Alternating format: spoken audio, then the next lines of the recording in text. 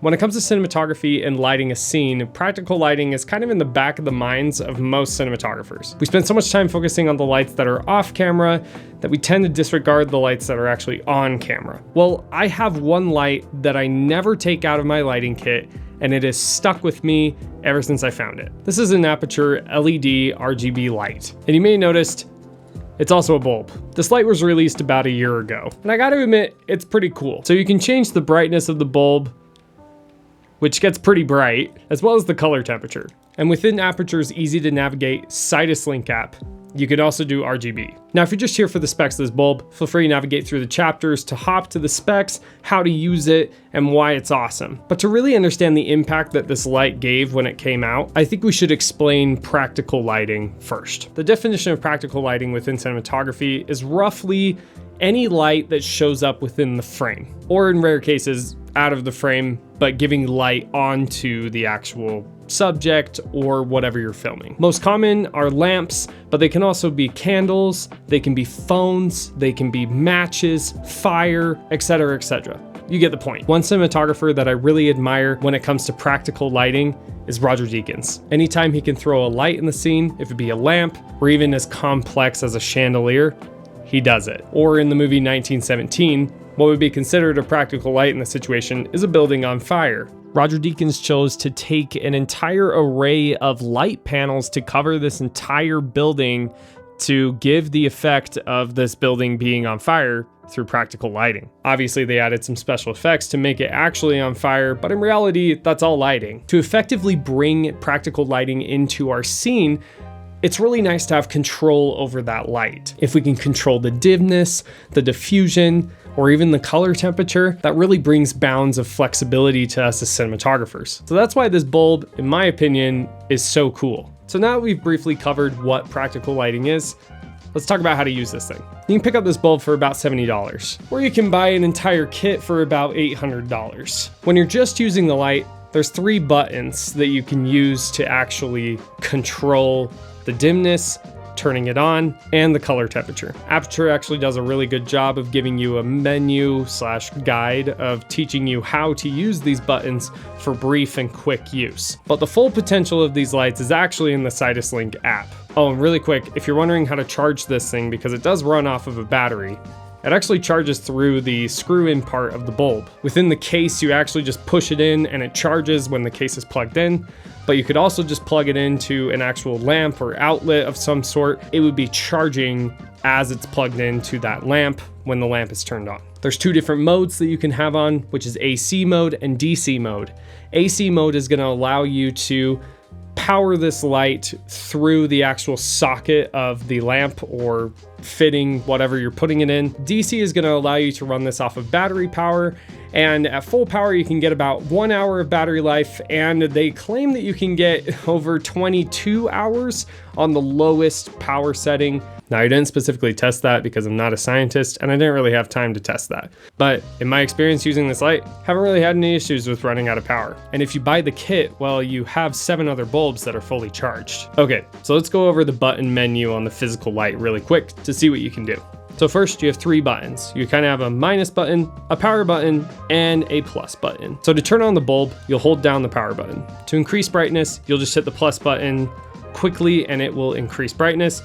And as the opposite, you hit the minus button to decrease brightness. Now, if you want to change the CCT, which is the color temperature of the light, you just double click the power button. So we have 5600 Kelvin all the way down to 3200 Kelvin, giving you this nice warm type of light. To switch from AC mode to DC mode, you'll just hit all 3 buttons once quickly with a single tap. Then to switch back to DC mode, you'll do the same thing to activate the battery power. When you do Bluetooth reset, you have the option of either using the plus and power button or the minus and power button. You just hold those down and it creates the Bluetooth reset, which will activate this red, green, and blue flash, indicating that you've now done the Bluetooth reset. Now, if you want to check how much battery is left on your B7C, you can just hold down the plus and minus button simultaneously, and it will blink 1 to 5 times depending on the percentage of the bulb.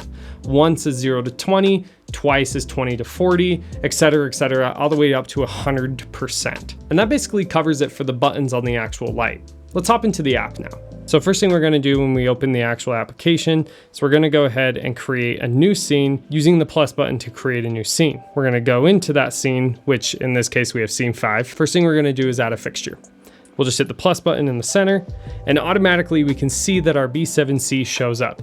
That's because we did that Bluetooth reset previously. So we'll select that and click setup on the top right-hand corner. This will set up our fixture so that we can adjust and change whatever we need to within the light. So now we can see our fixture on the top left. If we look in the fixtures section, you can actually tap that little center button and it'll alert which bulb we have here. It can get confusing when you have multiple bulbs on set. So it's really nice that they have this feature so you can identify which light you're actually adjusting. So right within the app, we can quickly change from 0 to 100% intensity on the light bulb. For now, I'm gonna keep it around 10% just so it doesn't blow out my entire scene. We also have the ability to change the Kelvin by sliding the slider up and down from 10,000 all the way down to 2,000 Kelvin. We also can change the tint all the way from green 1 to magenta 1. You can't really notice this unless you're right up next to it, but it does make a difference. Next in these corners, you can see that we can change the exposure from 1/2, 1/8, 1/4, all the way to fully exposed. We can also change the color temperature just by hitting the squares on the right from 32 to 43 to 56, all the way to 65. There are other elements to controlling every single aperture light within this app, all the way from matching it to a color temperature in a room somewhere, or even just color picking an actual color on an image or something like that. I'm not gonna dive that deep into this app, but I do wanna address the ability to change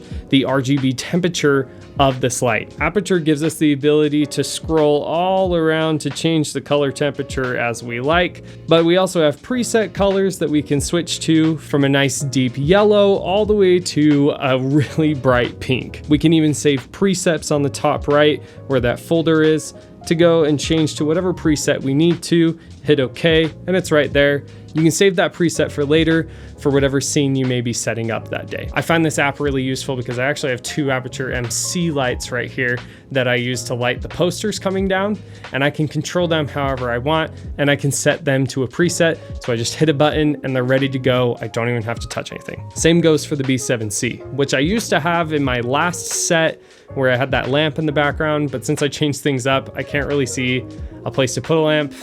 Maybe right there. We also have the ability to add effects onto this light, so we can change it to a faulty bulb.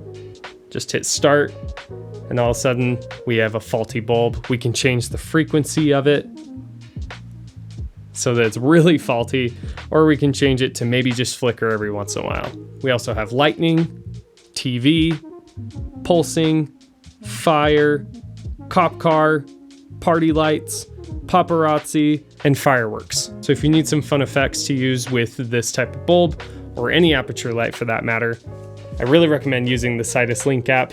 I find it fantastic and a great tool for filmmakers, cinematographers, you name it. So when it comes to adding practicals to your scene, I really recommend using the Aputure B7C. And just side note, this isn't sponsored by Aputure. Have you seen how many subscribers I have? If they were sponsoring me, I'd be freaking out right now. I've talked about the pros of this light a lot. The only con I can think of is that the button selection is a little bit confusing. I wish that there was like a tiny screen on the side to kind of tell you what setting you're in, because even on the app it's hard to tell whether you're in AC mode or DC mode, so it might be nice to have something to kind of identify whether or not you're in those modes, or maybe even solving the charging problem just by adding a USB-C port, because that would actually be really nice to even add like updates to the actual light if Aputure came out with any. But I can understand why they wanted to keep it simple, mostly just to keep the price down. Other than that, I really don't have any cons when it comes to using this light.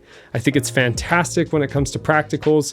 Toss it in any light that you need to. If you need to replace lights like in a bathroom or something like that, these are really, really nice to have on hand. And for $70, I think it's a good way to go. Links to buy this bulb and the kit will be in the description down below. They're not affiliate links, just there for your convenience. Thank you so much for watching this video. If you enjoyed it, maybe think about subscribing and hitting that bell button so you never miss out on new young filmmaker content. Good luck filmmaking.